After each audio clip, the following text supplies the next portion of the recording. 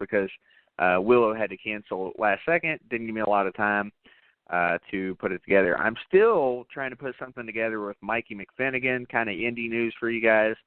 Roscoe Eat Lisa has broken up, and they didn't break up in terms of, they're on a show together and they're no longer teaming. No, apparently Zach Sawyers has left the business, according to Mikey. I haven't heard shit from Zach. So I talked to Mikey.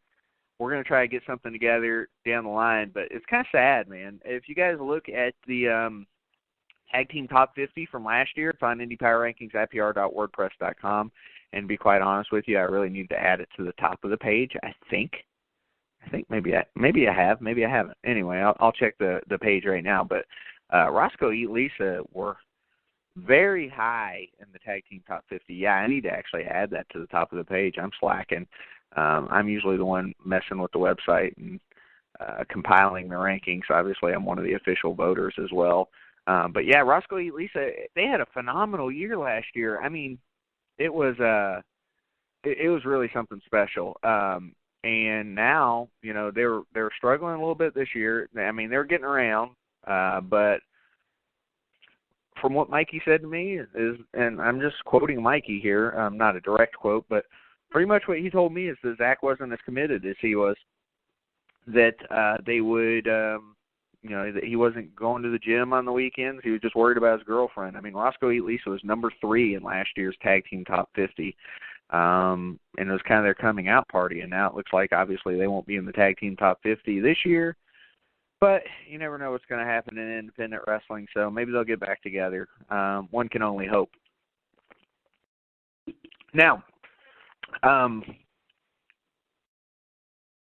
there's some other things like that, like the Hit Squad last year was in the Tag Team Top 50, and this year, I mean, they're doing a lot of big things, but maybe not the level of success as last year, so we'll see what happens there. A lot of changes in the Tag Team Top 50 this year, I think. So stay tuned for that. Obviously, that'll come, I'll say 5 months, but it's really about 4 months from now. At the end of December is usually when we do the Tag Team Top 50 reveal. We'll get together all the guests and things like that. But, yeah, I mean, that was a sad situation that happened there. And then this week also to talk about some teams that had a good weekend but need to do a little bit more to get into the rankings. I'll give you a perfect example of that is Josh Crane and Dale Patricks, the Young Dragons, the new IWA Mid-South World Tag Team Champions. Well, I wouldn't say world.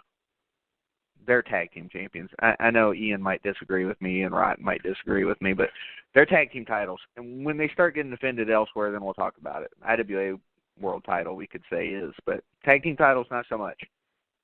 Anyway, I'm sure he has an argument for me, and it'll probably be successful. But Young Dragons had teamed a lot, at least successfully, before that date. I mean, successfully as far as rankings, titles, all that stuff, before they beat the Rejects for the titles.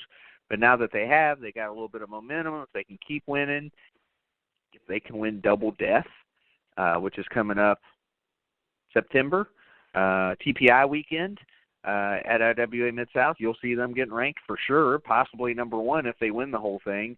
Zane and Dave Dawson, that's another team that you've seen before in the rankings. This week they just didn't do quite enough to get over some of the other teams. Another team that got a little bit of love from the voters is Classic Connection, and that's Buddy Royal and Levi Shapiro. They're the Gold Rush Pro Wrestling Tag Team Champions out there in California. They beat the Ballard Brothers, Midnight Delight, and the Freaks in a 4-way elimination number 1 contenders match for the NWA International Tag Team Championship at NWA Vendetta Pro on July 28th. So, a pretty good win for them. That got them into contention for a spot. I mean, there's some other teams as well, but yeah, this is just one of those weeks where the top 5 seemed pretty clear. There were some other teams trying to get in, but at the end of the day, I think we were all pretty well sold on who the top 5 was. So no regrets there. Mustache Mountain gets the number 1. I have to assume that we'll probably have a change in the guard next week. I don't know what Mustache Mountain's schedule is like this week or CCK's. I don't know. Is CCK, here's the question, and I'm going to check CZW's website for this right now. I'll just check the email that I got from our good buddy Philip Stamper. Because, you've got Onita and Tremont on Saturday, July 5th. So, no, I don't believe, and I could be mistaken, I don't believe the tag team champion CCK will be flying in for this one. But, of course, you have Onita versus Matt Tremont. Hopefully Matt Tremont's out of the hospital by then. It's concerning. Nobody knows what's wrong with him. It's not any of our business, but Chrissy Curbstomp basically said that, he'll be out by Saturday. Today's Wednesday, so I don't know.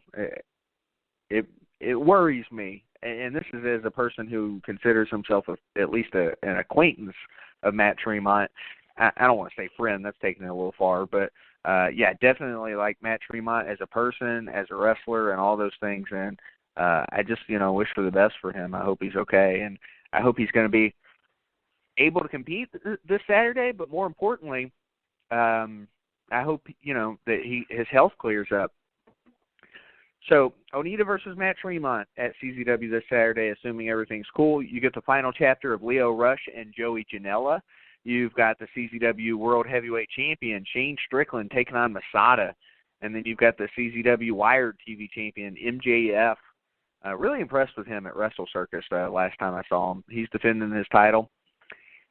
You've got Raijin Yaguchi and Hideki Hosaka versus Storm of Ventrail, Schlack, Dan O'Hare, and then The Awakening, G. Raver and Stockade. That match should be absolutely crazy. And then you've got Aerial Assault, too. So, CZW should be really good, but not to forget about them. Wrestle Circus over the weekend, that's the same day. And to be honest with you, friends and I have talked about it, and it really boils down to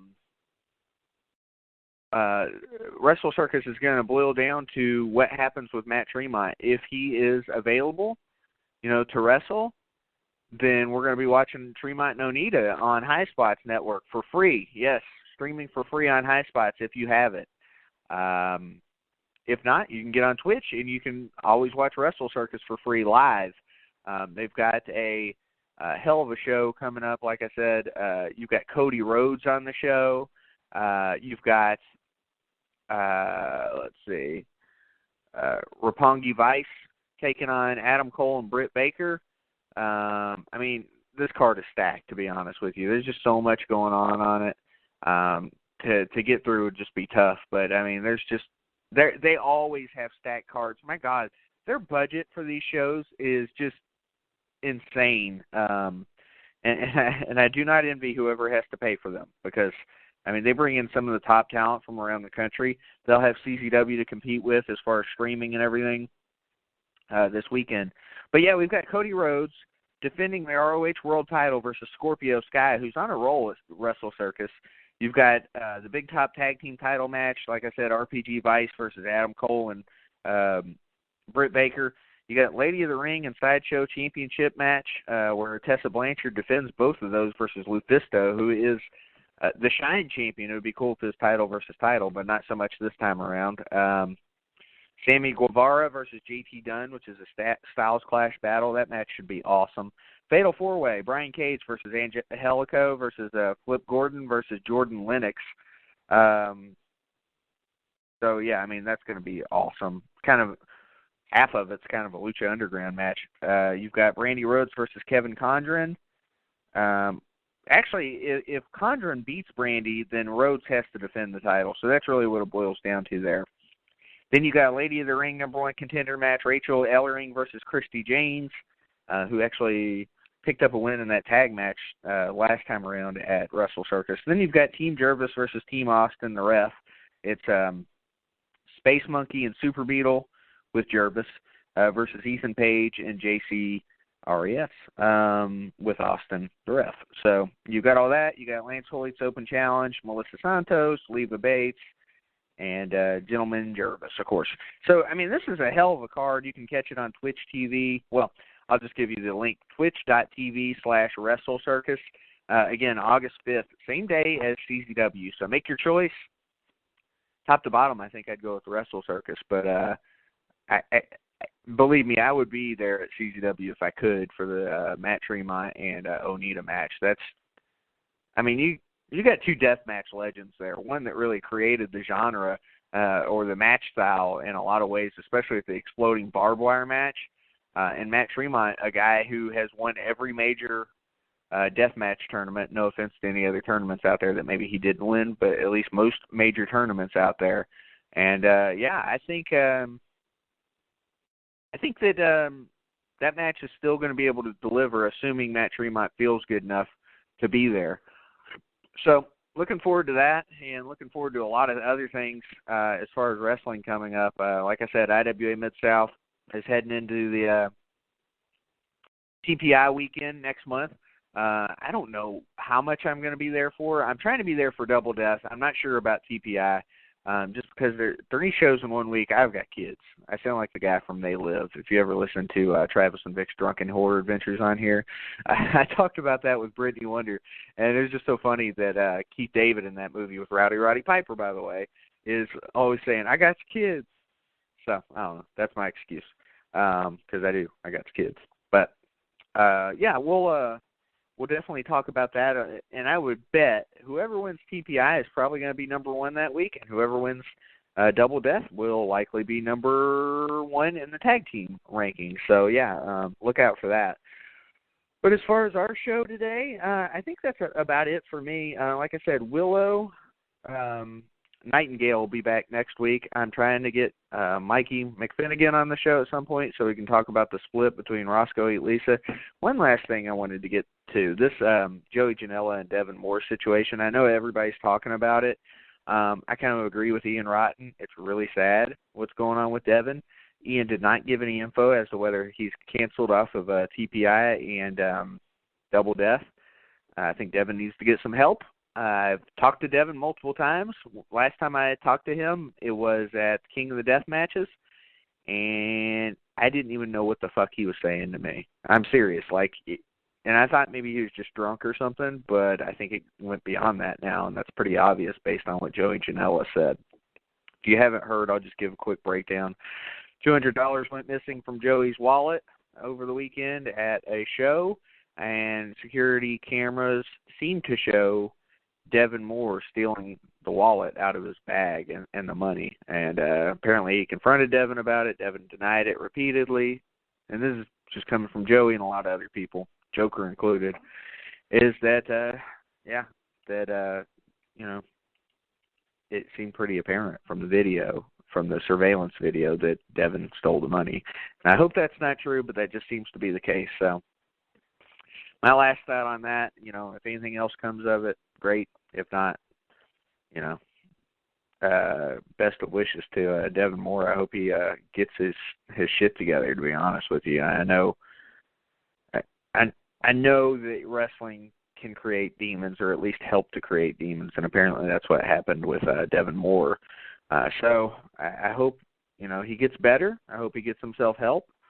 And that's about all I've got for that. So anyway, Indy Power Rankings fans, people who like Indy Power Rankings, all that good stuff, you can follow us at Indy Power Rankings on Instagram. You can follow us at Indy Power Rankin, no GS, on Twitter, because they just don't have room for the GS for some strange reason. You think it would match up with Instagram and the amount that they give. We'll be back on this show next week, obviously. It's going to be an early show, so we're going to be doing it at like 11 a.m. that day, and then we'll upload it later on as soon as possible. Like I said, Willow Nightingale will be on here, in YWC Starlet Champion. We'll also, you can find our T-shirts, prowrestlingtees.com/IndyPower, INDY Power. Our website, IndyPowerRankingsIPR.wordpress.com. Facebook, www.facebook.com/IndyPowerRankings. I'm at PhenomenalTLD on Twitter. I am just pretty much a figurehead this week, giving you the rankings. And, hopefully next week I'll have a guest for you guys. I apologize that this week it was, situational. So we'll be back around next week to talk more about all these situations, about the Indy Power Rankings, and we'll be talking with a guest. So I appreciate you guys tuning in for this short show, and we'll talk next week. Later.